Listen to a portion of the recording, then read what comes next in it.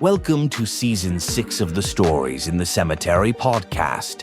This season, we're shaking things up a bit with deeper questions into the paranormal. And to do that, your host, Nicholas McGurr, has invited the owner of Amen Paranormal Research, Joshua Amen, to be his co-host. To learn more about their studies and articles, visit storiesinthecemetery.com, or you can check out the Paranormal Investigation Workbook or the Paranormal Investigator's Almanac, both available on Amazon. Stories in the Cemetery takes you ghost hunting in Charleston, South Carolina, and reveals his findings from those investigations here on the Stories in the Cemetery podcast. Let's get into today's episode with Nick and Josh.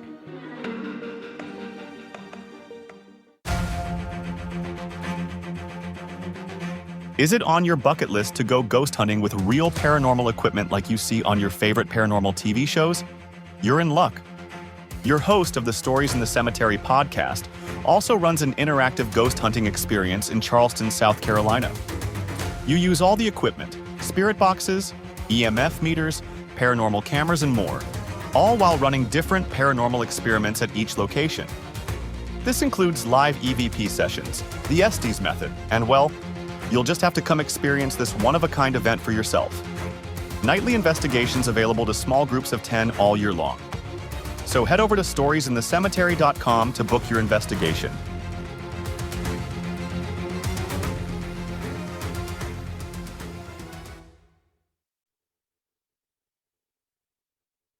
All right, everybody, we are back with yet another episode. This is episode 60 of season 6. So, hopefully you enjoyed our last episode with Kat the Spooky Scholar. She is a lot of fun. So glad she agreed to come on the show. And this is, I don't know, we're going to fall right back into our normal format, but this is going to be based off of something in the Almanac as well.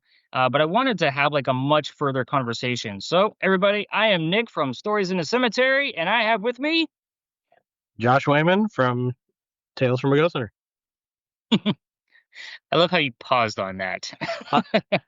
I'm still in the middle of figuring all that out. So, I mean, obviously we record these way ahead of time. So by the time this comes out, I'll probably be rebranded already. But it looks like it's going to end up being Amen Paranormal Research, as everybody's on social media voting for that over Ghost Hunter's Tales.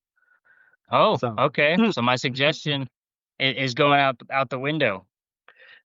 It seems like that's the popular one is Amen Paranormal Research. So I was talking to Vanessa about it, and it looks like it's going to be Amen Paranormal Research presents, and I'll have other things from it. So it'll be like Ghost Hunter's Tales might, turn into its own little spin-off thing from the company of Amen Paranormal Research. So I like it. Yeah, so it'll be APR. Nice. I actually did a presents type of thing. So with Stories in a Cemetery, obviously there's products of it, but I was I set up a page on my website once where I was like, oh, I should be available for regular investigations.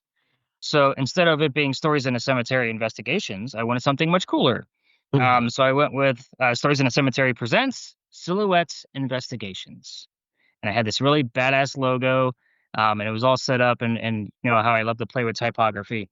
But it was super cool. I don't know that I ever promoted it or talked about it, but it was something I was going to do with Carl from the Almanac and my very, very early on episodes of podcasts. So, but anyway, Josh, what are we talking about this week?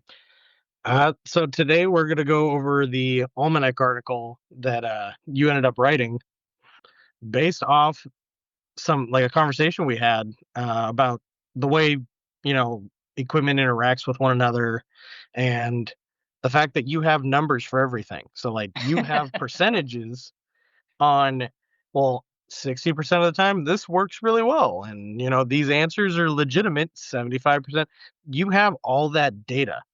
So you have something very, very unique that most people can't even hold a candle to, in the paranormal field, which is the ability to go ghost hunting so often that you can actually comprise data to show the working rate of a piece of equipment. So when I go on an investigation, I know, oh, well, 65% of the time, if I have the spirit box at this sweep rate, I'll get a legitimate answer. Mhm. So, And and I'm glad that you ended up doing the article because I think people are really going to find this interesting. and this is kind of off, and this is my own adage of never just use one piece of equipment. And the article that I'm gonna refer to in the almanac, and for those of you that are following along, which that would be actually really silly. I would feel like the guy from Reading Rainbow. Let's follow along. Um, but it's Reading Rainbow. but it would be the article of which devices work best together, and I categorize the type of devices that are commonly used in paranormal investigations. I found like different devices work in different capacities when joined up with another type of device. And again, I'm never one. I can't tell you how many times guests have come up to me on the interactive ghost hunting experience and have shown me an app and say, "Well, I use this at a different location. Well, what else did you use?" Is usually the follow up question to that. Well, I only have the app because it's free. And I'm like, okay, we're going to talk, and I'm going to show you how the different devices actually work in different capacities with another type of device. Josh, I'm sure when you got started, you were only using one device at a time or minimal two of the same device in two different locations, like say two K2 meters on opposite sides of the room or something of that nature. Would I be correct in assuming that? Because most paranormal investigators do that. Yeah, so I mean, I did start off with like I got a K2, I got two K2s, I got a Sony digital recorder, I got a laser grid pen. Like I went through and got all of your like bottom of the barrel cheapest pieces of equipment. And I mean, at this time, the K2 meter was $60, and now they're $15. Yeah. So it's like even then, this was the cheap version of ghost hunting. It cost me, I'd say, $500 to $600 just to start off with a basic camera, audio recorder, some K2s, and an app on my phone.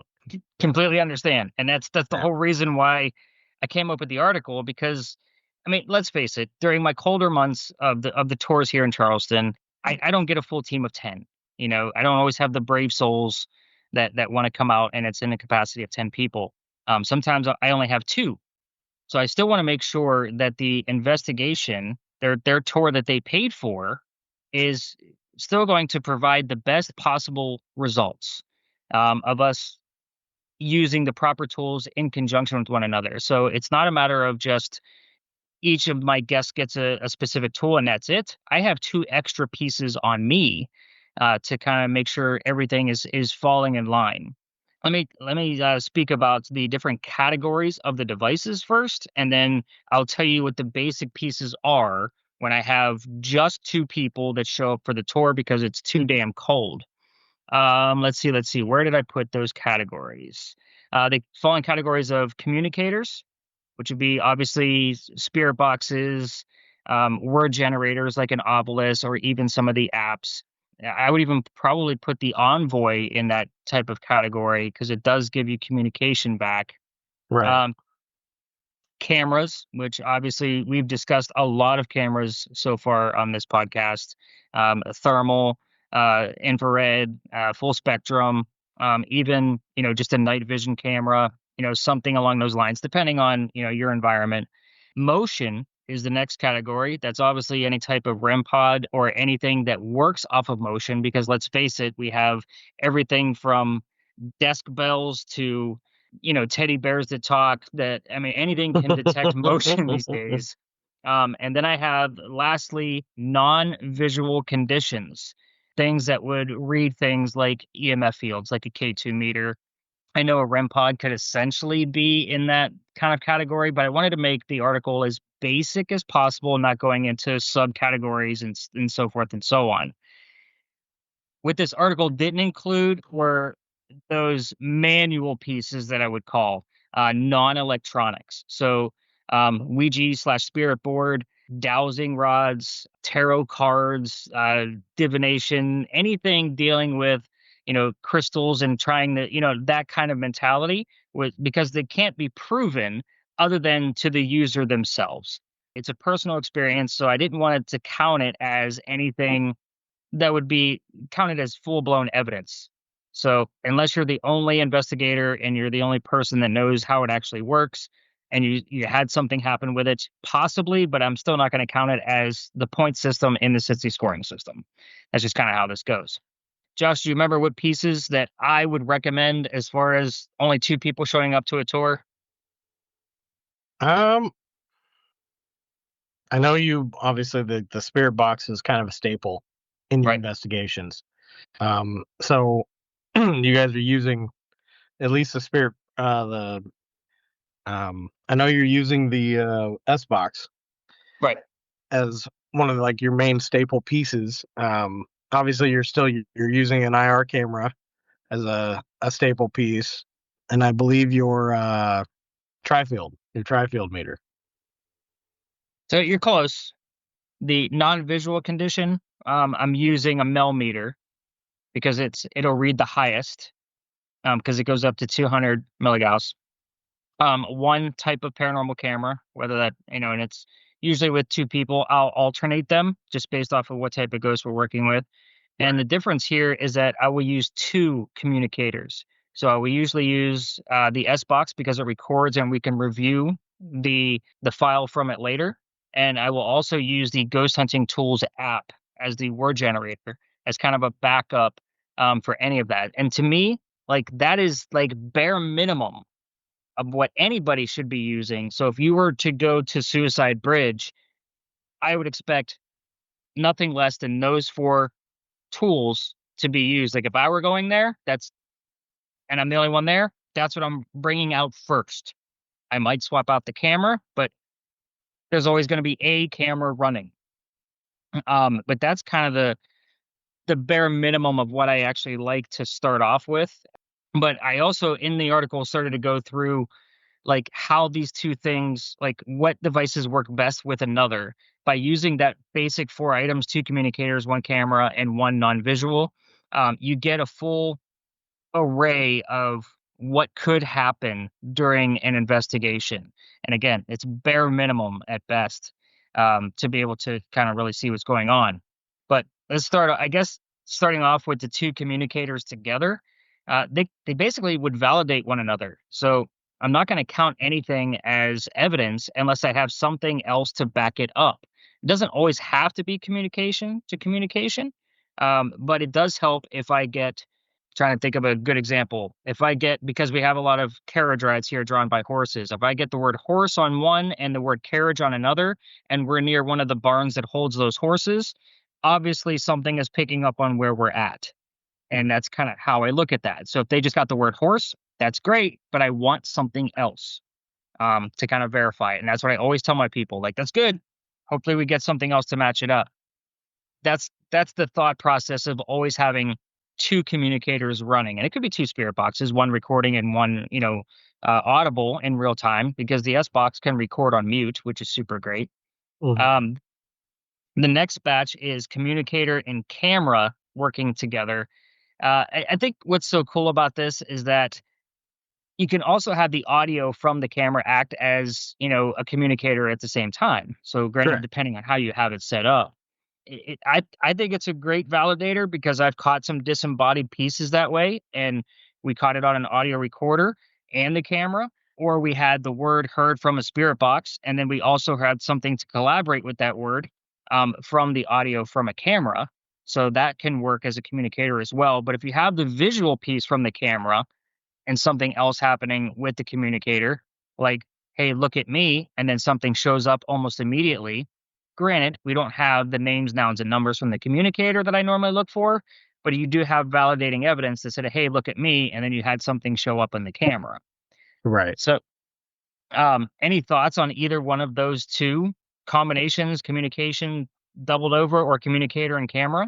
I mean, I love that it's kind of like a 2-piece system that you have going. I was actually one of my biggest complaints when I watch a lot of paranormal TV is like Vanessa hates like I'll sit there and there's morons, they got 5 things all in one room and there's stuff happening in the other room, but they got no equipment to verify that it's actually happening, Hmm. or it's like they got, one K2 meter they put down in one room and then they put 12 things in another. So like you having a set system where it's got to be two pieces working in collaboration, I think is a great way to kind of like handle that because it gives you the ability to space things out. But I think the communicator on communicator is great. I always like to make sure almost like a 3-piece setup because I always want a camera. Like I always want a camera and I want some type of communication device. But I almost feel like the camera is just there to collaborate the fact that those two items are actually collaborating.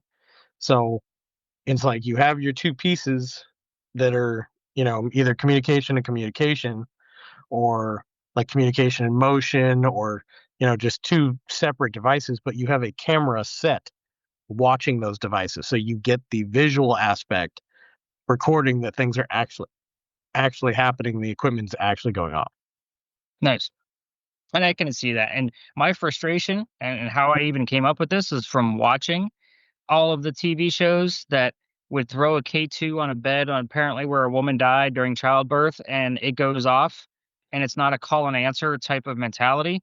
And I'm like, where's the rest of the devices? Like, I don't understand. Like, why would you only throw the weakest EMF meter on the bed and not have anything filming it other than the camera crew itself? Because you can literally mess with that. Right. Like, I don't know if how many people actually understand this, but you can set a K2 meter off with your cell phone and you can do it on command because all you have to do is unlock your phone Yep. and it'll set off the K2 if you're within a certain distance of it. So you can be right off camera just clicking the button to unlock like you just be putting the fucking thumbprint in and unlock, oh, there's a hit. Oh, phone locks back up. Oh, nothing's happening. Oh, click unlock my phone again. Like they make it too easy. Like they're literally using one device because it's a device that can be messed with. Right. Um, And it's not validating to me, not even yeah, close.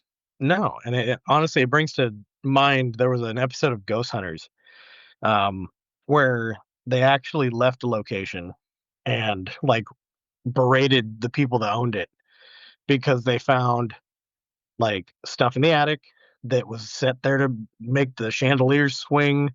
They Mm. found stuff behind the mirror to where like when the light wasn't on, you could see a face like through the mirror. Wow. Like the house was rigged. And Wow. they're like, this is shameful.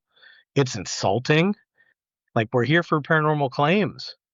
They're Right. like, and they're like, anything we may have found, even if we think it's legitimate, we will not publish at all. They're like, we won't even give you the time of day. And Yeah. And I can't tell you. unfortunately, there's a lot of groups doing stuff like that. And it's not even the owners of a property; it's groups doing these things, altering devices, altering things. I mean, there's plenty of TV shows out there too that have been in trouble for playing with stuff and making it go off and work. Right. And I can't tell you how many times I've been accused of making the devices do what they do. And part of the reason why, a lot of people like say, "Oh, how many buildings are we going into?" Or, are we going to go to this tap room or whatever? And I'm like, we're spending our entire time outdoors. Hmm. Well, and they're like, what's the purpose of that? I'm like, so I'm not faking anything because I'm not going to set up a bunch of EM pumps and tell you to go stand by that bush over there. And there's an EM pump just pushing Hmm. magnetic rays into the air to make your millimeter go off. I'm not setting anything up, this way. And I put my hands in my pockets a lot because again, if I have a full team, they're doing the work. I'm there to interpret. So a lot of times I might just be talking to somebody, my hands in my pocket, and then their millimeter goes off. They're like, "What do you got in your pockets?" I'm like, my hands." Like there's nothing going on here, no shenanigans here. But that's, the reason why, so my four-piece minimum, these things all correlate with one another, even when it's just a small group. Even if it was just myself, those four pieces that I mentioned at the beginning would have to work together, or a minimum of two of them going off at some type to, I guess, validate the other one of what was happening. And the next example is a camera and a non-visual. So remember, like, that's our millimeters, it's a thermometer, a psychometer, eddymeter, like all of those factors that we can't physically see. Right. And the example that I left in the almanac was that if we're using a thermal imaging camera, you can use a thermometer to validate where the cold spot came from or why that specific area is cold itself. That would be an example of using a camera with a non-visual. Now, if you're, Right. I think another good example of that, if you were using a full spectrum or an infrared camera and you were filming somebody and they had a spike on a millimeters per se or a tri-field, and then an orb appeared in frame, not from outside the frame, at the exact same time, like, to me, that would be validating. So, because obviously orbs are balls of energy and are going to, create a little bit extra of that spike of EM around the millimeter. So that would be an example that I would give for using camera with a non-visual type of scenario. Can you think of anything else as far as using? I mean, I tend not to do, like, orbs are big issue with me in general. Sure. I have like one or two pieces of like orbs, and my earlier years, like, I fought people on orbs a lot. Um, because people don't realize that you're still reflecting light even if you can't see it. If you're filming an IR, you're still reflecting light. Like, dust and bugs will still reflect IR because your camera sees an IR. Right.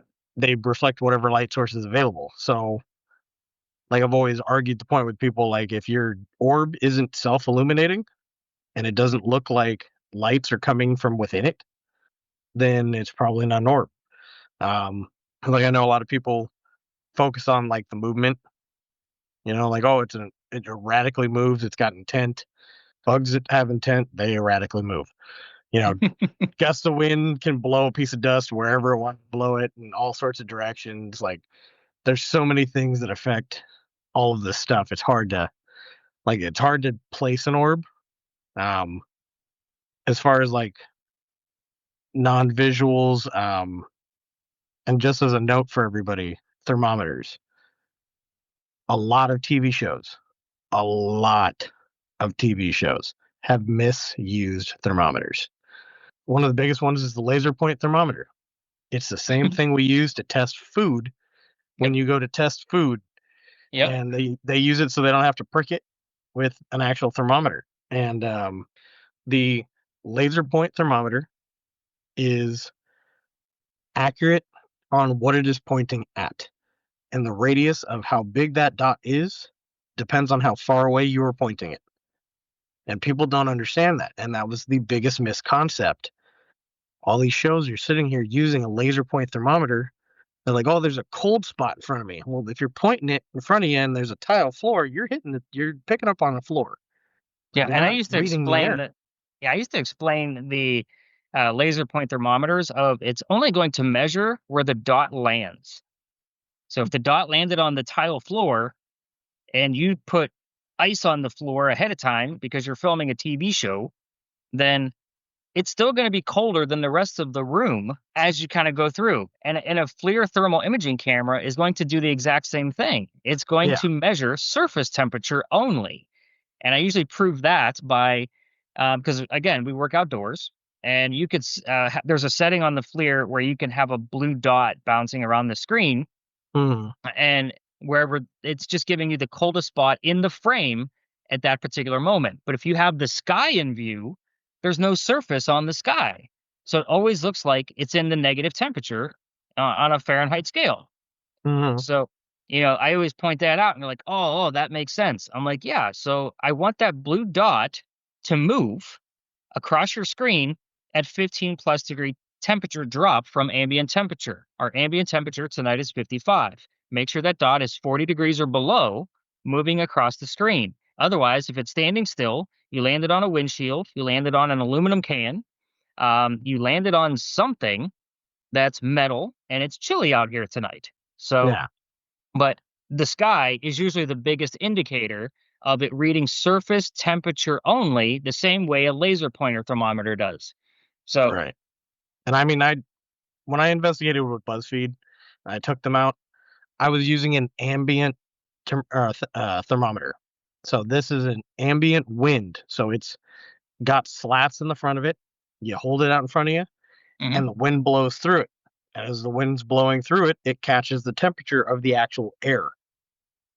So this is a device that can be used out in an investigation. The way we ended up using it is with a camera. So we paired it with a camera so you could show that there was an actual temperature change. And what we did is we had a group of people in a circle, and we're holding the thermometer at about waist level in the circle of people, and it dropped 15 degrees. wow. And it was on command. We were like, hey, it's getting cold in here. Can you keep dropping it? Like, can you make it cold? And it kept dropping and dropping and dropping. And like it finally got down to like 15 degrees colder than it should have been. And I also made the point to everybody, I'm like, your body heat should not be able to allow this to happen, Right, exactly. especially in a group of people standing facing each other. Like we radiate heat. Right. So like And you're that's breathing. yeah. So and it's like so we were able to record that, and we were able to film that the thermometer was reading this difference in temperature and watch it drop across a number of minutes. So like that's the kind of device people want to be using for that. And ambient temperature thermometers, super cheap, not an expensive piece of equipment. Well, But there isn't mm, all the millimeters have that little probe at the top that's an ambient as well. And I right, usually tell my folks it's just there at the ready in case something shows up on the FLIR, we can go prove or disprove what's going on. Um, so a millimeter does have like those, and I'll be honest, like I break them often. And the little part isn't cheap. I want to say they're like 10 or $12, so they get bounced around. You got to adjust them to keep them, yeah, reading the temperature. But a millimeter, if you have one, that's what the little yellow thing is at the top of your millimeter. And that's what the lower number is below the, EMF reading is. And again, just there at the ready. So it is just handy to have it. I was actually using a psychometer there for a while, just out of curiosity. Like I was studying the moon phase study, but a psychometer measures the humidity around us. I wanted to see if the humidity around us was conducting any EM fields coming in off the Earth, or if we were having a storm coming through or anything to that nature. The study got nowhere because it was like minuscule changes where I couldn't really gauge it to see those kind of things. So I do have a psychometer. Nice device to have if you're going to collaborate it with some other weather condition. But again, otherwise, pretty much useless. I mean, you can get those pretty cheap too. I think I only paid like $12 or $14 for that guy on Amazon or something. yeah. And honestly, much like the ambient temperature thermometer, like Hmm. they will definitely work a lot better if you use them inside because it's a controlled environment. Right. And again, I used to tell folks, I still tell them, is if we get a good breeze and you see a temperature drop, it's a whole lot of nothing. Yeah, You know, it's going to drop at a good 5 to 12 degrees depending on the wind speed and how cold the air is ambient. So, but I'm with you. Definitely keep it in a stagnant, indoor type of location that you're investigating. That's probably going to give you the best results. If you're outdoors, you got to take into a lot more factors than everything else. And just before we go to our quick break, I am going to circle back to orbs for just a moment. Not to, I guess, brag about some of the ones that I have found. I'm not talking insect size orbs that we've discovered with some of those, with the full spectrum camera and even the new infrared camera. I'm talking orbs the size of my head, different color. I mean, you could see it. I mean, definitely some light passing like from the orb, like very unique features. You can debunk most orbs as I usually use the factors of did it come from outside the frame? Throw it away. Did it leave the frame? Throw it away. But did it actually like show up and manifest itself inside the frame? You might have something. Did it also disappear while inside the frame? might have something. Have those two things together, it's a great possibility you just witnessed something paranormal. Right. Um, and those are the categories that I look for. I'm not looking for those minuscule insect sized whatever. I don't even look at those. I might see one manifest in frame every now and again, but it is not very often. We don't visit the location where we would see that at least once a quarter, where a small something would show up in the frame for like about a second, maybe 2 seconds before it would disappear in the frame. But they were really small. You could obviously take screenshots and zoom in. There's no wings, there's no antennae, kind of mentality. Definitely perfect round shape, light emitting from it. Like you could definitely see the difference. But I don't see a whole lot of those anymore just based off of the location. Now I'm seeing ones as big as my head and it's like, holy shit, where did that come from? So That's really cool. yeah, those are the orbs that I like to call. They're more like beach balls than orbs. That's the kind of the mentality I like to keep behind that one. It's a spirit ball. I know, right? Oh, look at that. I actually timed that pretty well.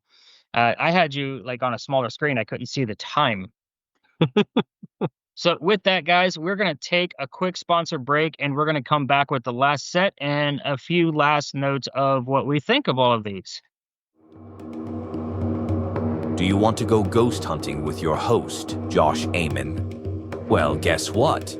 You can. Josh from Amen Paranormal Research is hosting a paranormal scavenger hunt in Pasadena, California, and you can win some great prizes.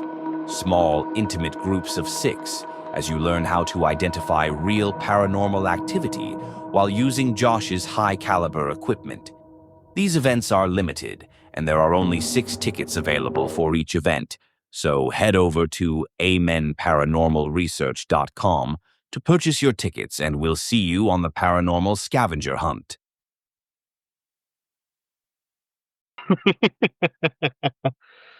And we're back, everybody. Thanks for allowing us to put sponsors in the show. Josh is laughing because he asked me a question. I'm going to have him ask me again because it's kind of a joke the way these are categorized. And I'll go through these categories one more time. Communicator, which gives us audible, type of evidence. Cameras have the possibility of giving us visual references and evidence, and non-visuals. So the non-visuals measure things we can't see. But Josh, what was your question? You have meters that measure things we can't see in non-visuals. However, each one of those devices does something visual. They all light up or do something we can visually see. And it's truly the only one that does that. Yeah, it's the only pieces of equipment we have in the paranormal field where they show us something. Like it's like a reward system almost. It's like you get a hit and it's like it lights up and it's like, hey, look. Yeah, look at me. You got one. But it was based off of what the evidence would be.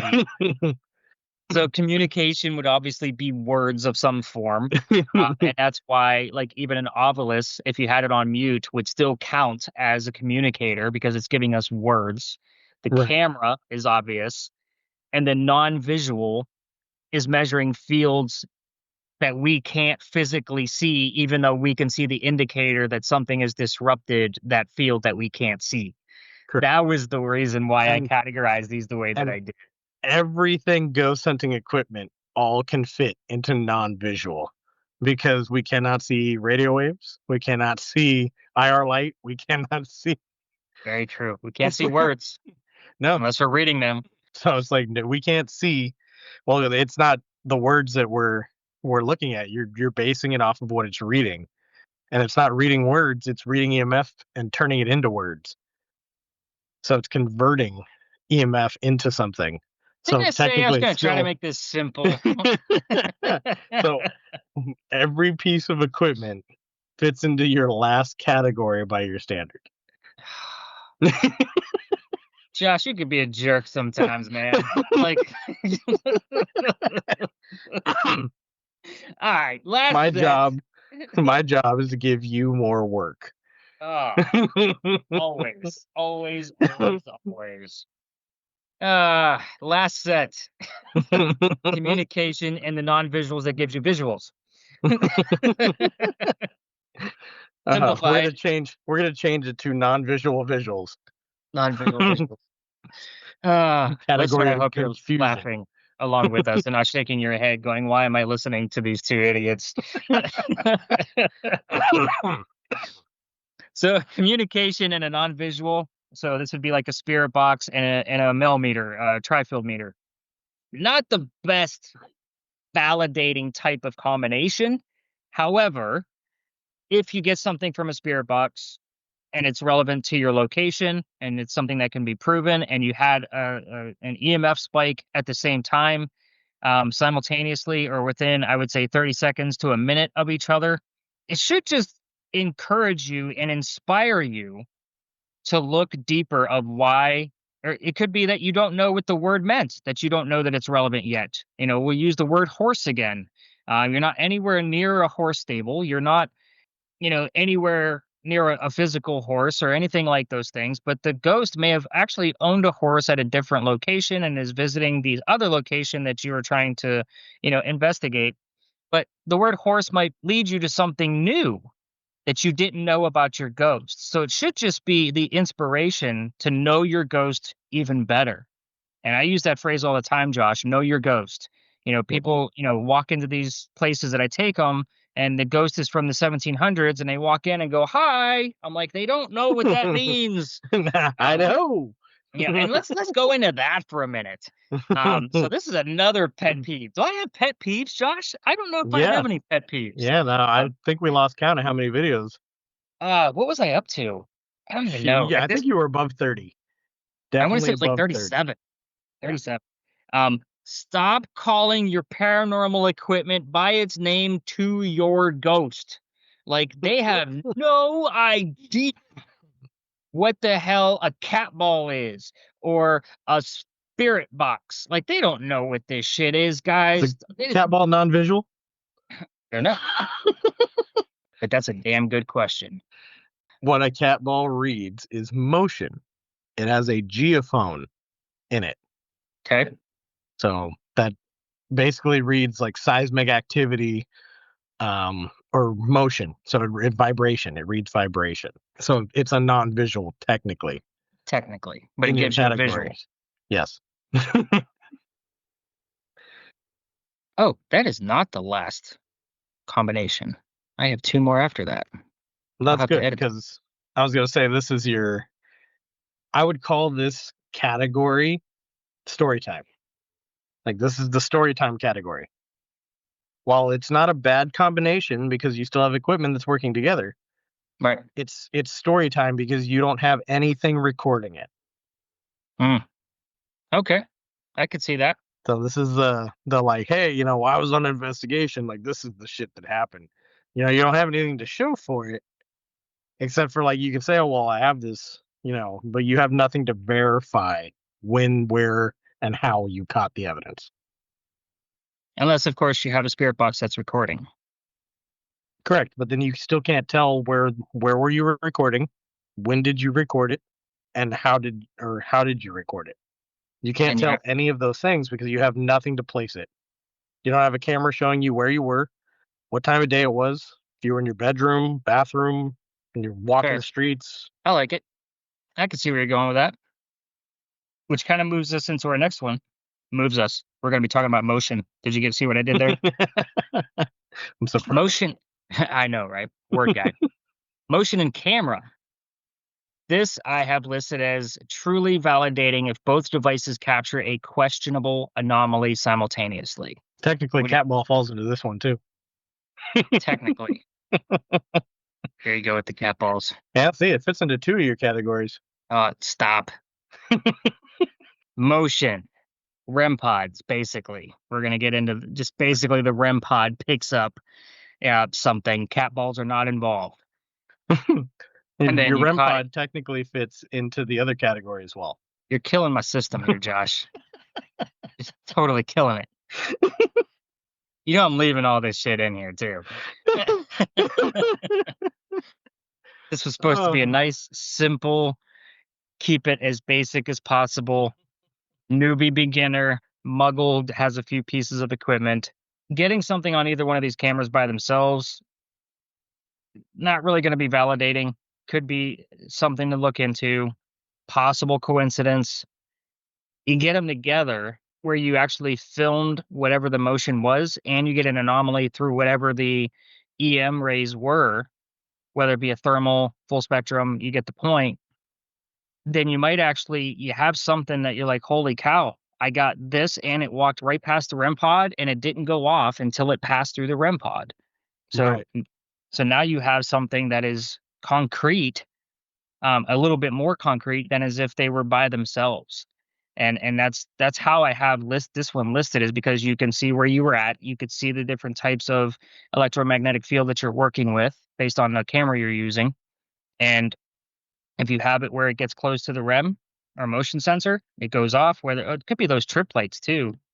I You was know, gonna say, like, those trip lights, how does that categorize? Because it's not technically one piece of equipment. Each light is its own sensor. So if something's hitting each light, each one will change. So it's technically, depending on how many lights are in that link, yeah, it's 5 or 6 different pieces of equipment. yeah. It's still going to fall under motion. True, but it technically doesn't need a pairing. It's its own pairing. It's one category of pairing. True, but it's able to catch all the motion.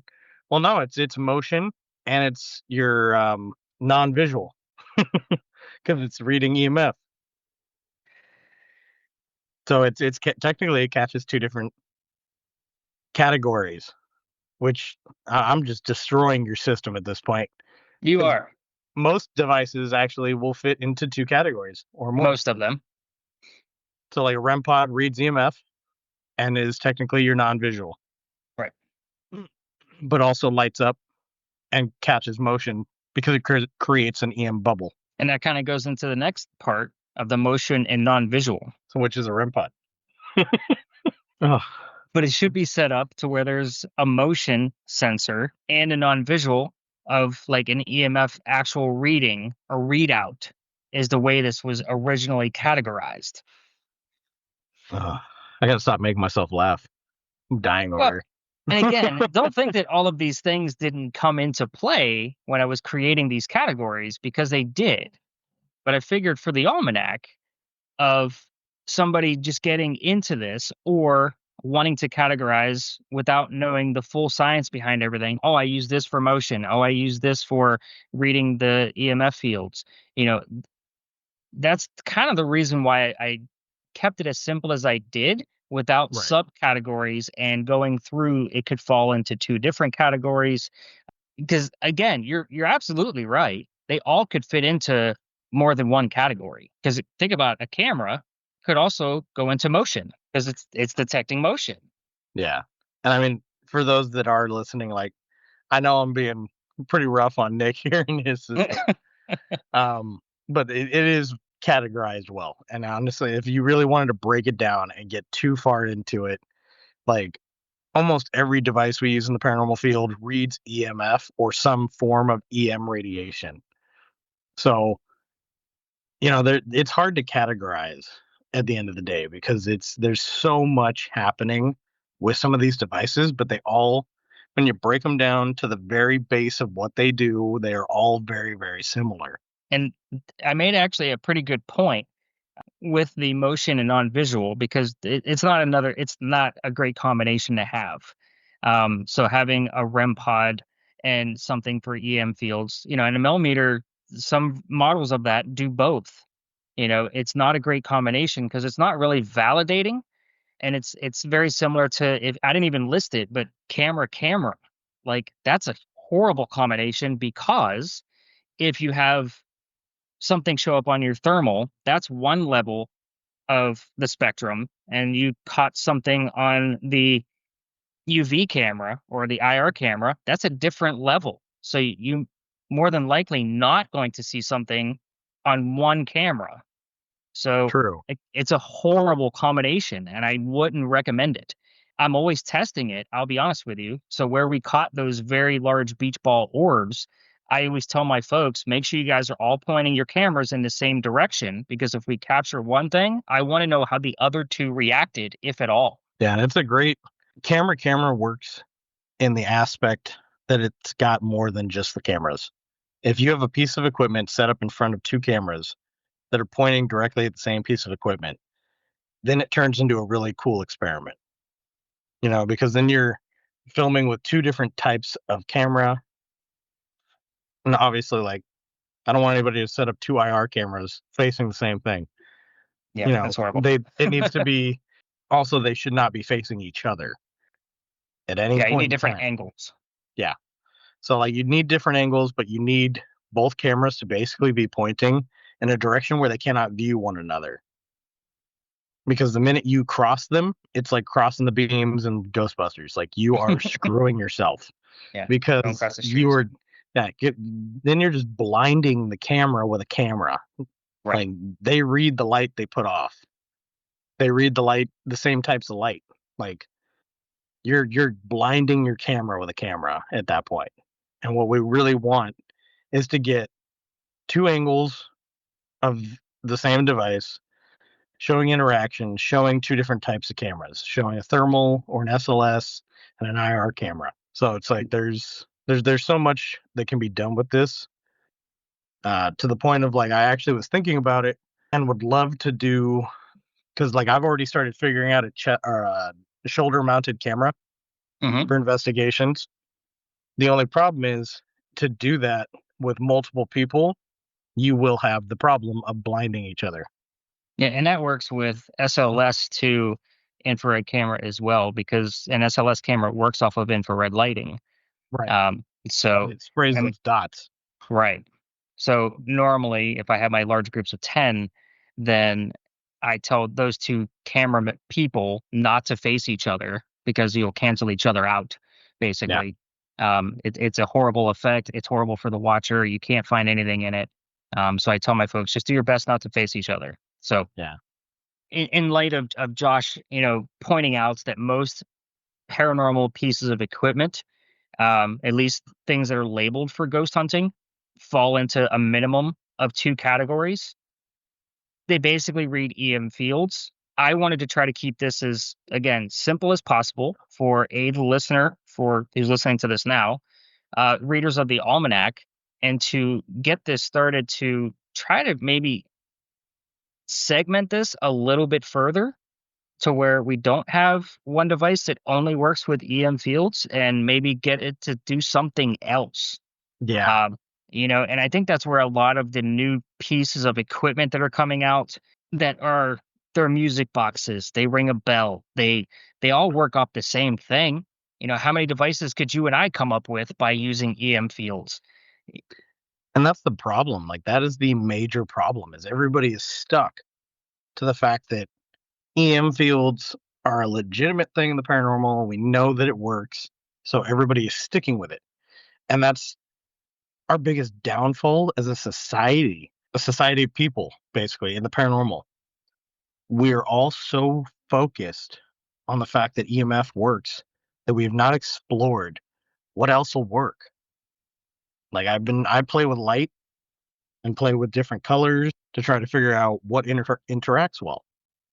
That we use different colored lights in the real world. Blue makes people feel calm. Red they use for horror movies. Like why Well, not? I mean, look at your I marketing schemes. I mean, Yeah, marketing is all based off of color and how it makes us feel. yeah, but we don't apply any of this to anything else. It's like apply it to the paranormal. I have. I found some interesting things. It kind of works the same way. The colors work just as much for them as they do for us. Blue is a very calming color. It can help on an investigation, but people, use red light for night vision because it doesn't mess with your night vision. But Right. it's also a very scary color. People don't like the color red. It makes people feel afraid, Right. but it's because of the fact that we pair it with horror movies. Like people aren't looking at, like we've talked about, the theremin. That's not an EMF device.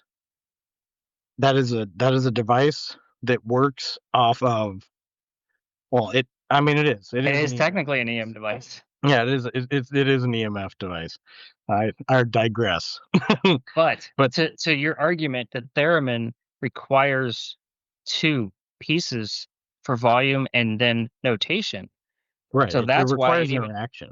right. That's why it intrigued me so much is because it to get a note out of it and even a melody, like there's different motions that go along with that. Like it's like playing a guitar. You're not gonna, have the same hand motion on the neck of a guitar as you are when you're strumming it. That's what interested me so much about it. Yeah, And the fact that it uses right, it's very like you have to be intending on making something with that. right, So like it's a good piece of equipment to use. It's a good outstretch to bring something else into the paranormal field. And that's something that like people really struggle with. People are like, "Oh, look, the dead bell, still an EMF device. right. Oh, look at the tripwire, really cool, still an EMF device." Just bigger. Yeah. The Boo Buddy, annoying as shit, still an EMF device. Right. Combination of Like, EMF devices. yeah, so it's like every piece of equipment that is brought into the paranormal field is an EMF device. And what's even funnier is when you look at EM radiation and the spectrum, every piece of equipment that is utilized in the paranormal fits into somewhere in that EMF spectrum, in the EM radiation spectrum. The only equipment, and you're going to die to hear this, the only equipment we use that does not fit into the EM radiation spectrum is a freaking cat ball. The eddy meter falls into that as well. The eddy meter also reads EMF though. Like it does read humidity and Right. other things. Like there But it are also has that geophone in it for correct any type of vibration.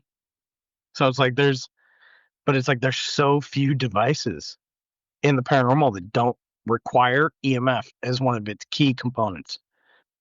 And it's crazy to think that that's like, like I know we get into a lot of crap back and forth about the cat ball because of what it is. But at the end of the day, that was someone's attempt to bring a device or even a toy or whatever we want to call it into the paranormal field and give it a purpose that makes sense. And that's something that people just don't do anymore. So, like, while it is a very simple, ridiculous concept in one way or another, like, it does have a decent purpose and it signifies, the hopefully the beginning of people starting to push things into the paranormal field and give items other than EMF readers a purpose in the field where we can utilize something else besides something that reads EM radiation. There's got to be more non-visual fields, that we're not exploring to try to make that happen. And how do we measure that? That's why I looked at humidity. When I was first getting into this, I'm like, I wonder if humidity has an effect on anything. But it was also about how does it make electromagnetic fields transfer, having water in the air. Because that's obviously what humidity is, that was Correct. really the sole purpose. So again, it still And it's a stems back. conductor. Yeah, Right. because it's a conductor. Right. So again, there's got to be more fields like that we visually cannot see that we're not exploring, or we don't have the right instruments for, I guess, readily available for us to be thinking that far outside the box yet. So I guess, I mean, that would be, I mean, you and I both think pretty far outside the box. This could be a challenge for us as we continue to obviously make more episodes and we talk things out like this. Yeah. And try to figure out like what is something else that could be used. I mean, we talked about the theremin. I brought up the psychometer. But what's that? What does that look like? And where is the paranormal field truly going? Is it Yeah. going to strictly EM fields because we know we've had some things work with that in the past? Or can we explore something different like that vibration and learn what the different vibrations of the earth actually are to take it to a different level? I mean, you're living in a state that has earthquakes. I'm not. I mean, again, it could be a weird comparison for geophonic type of relativity, I guess is the right term I'm looking for. But there's got to be something else further that we should be collaborating on. And I think these conversations that we have just here on the podcast, because I think we surprise each other quite a bit, because we're not scripted, that these conversations sometimes go into like these very deep, dark thoughts of like, what the fuck else could we do? Yeah. And I think, with that note, I mean, we're hitting up on that hour, brother. So we've provoked each other's thoughts, of, we need to take this to a different level. And of course, I mean, you gave me obviously some things to think about, because I did have, oh shit, that falls into that category too. How do I keep this separated? You kind of brought that back up to the surface again. But for the simplicity of what we use these devices for, was what the sole purpose was after. Our next episodes, guys, I think are going to be, pretty intense. We're not going to be going into some of the electronic pieces, over the next couple of episodes. I know a lot of you guys love that stuff, but there are a lot of other things, that might bring this conversation on this episode back up to light, based off of things that may have occurred from other weird occurrences that can't be explained, or we're an experiment of some sort. So that should give you some type of hint as to what we're looking at for future episodes. But Josh, again, thanks for really complicating my very simple system. And This folks, is my job.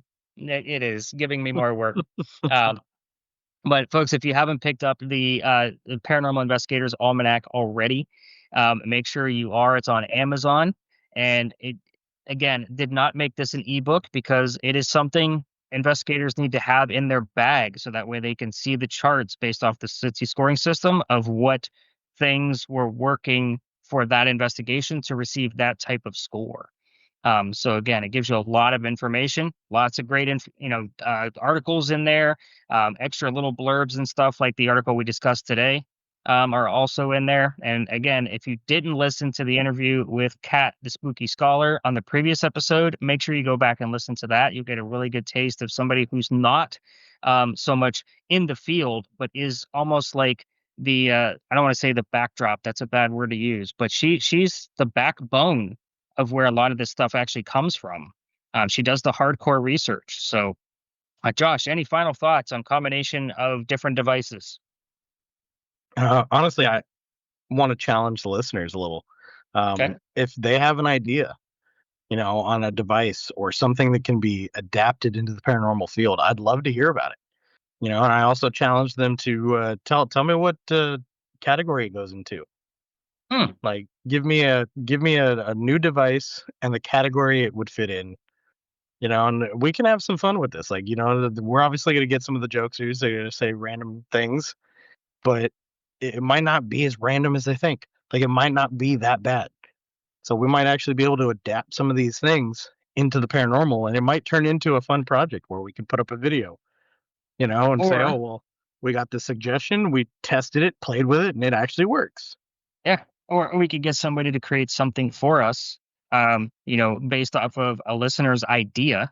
It's not like you and I don't know people in this field that we say, hey, we had a listener that said that this might actually measure this type of, whatever. Can we create something to measure this in a much better way, where it's understandable and might be a paranormal incident if we can get it to collaborate with another device that we already use? Yeah. And what does that look like? So, folks, this is limitless because we don't have all the answers. Hell, we barely have any answers. We're just telling you what we've actually seen in the field, and because we do this so much. So, again, I'm with you, Josh. If the listeners want to start, sending that stuff in, you can always send that stuff over to storiesinthecemetery@gmail.com, and I'll gladly respond. And we'll probably read the email right here on the podcast. So just let us know if you want your name to be revealed of where it came from. If not, we'll use a handle of yours. If you're on social media, that's fine too. Whatever you want us to do. But yeah, I think this has been a very odd episode for us. I think it got serious, and then it was like, oh shit, he's making fun of my crap. And then it was like, nah, he's just joking. He's just joshing me. I see what I did there. I know, old guy stuff. Anyway, folks, thanks again for listening, and we will see you again in 2 weeks. Yep. See you on the next story. Hey, bearded ghost hunters. Are you taking care of your beard with all natural products? The Magnanimous Beard Superstore has everything you need from beard oils, shampoos, beard butter, beard balm, and so much more. You can have any of their products scented with one of their amazing 45 cents. Head over to www.yourbeardsuperstore.com and use code GHOST at checkout to receive $5 off your order. Both Nick and Josh use these products daily, and our beards look and feel great and smell great too. Head over to yourbeardsuperstore.com and use code GHOST for your discount on these magnanimous products. You won't be disappointed.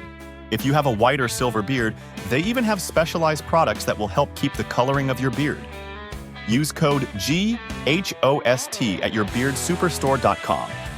This ad is Zeus approved.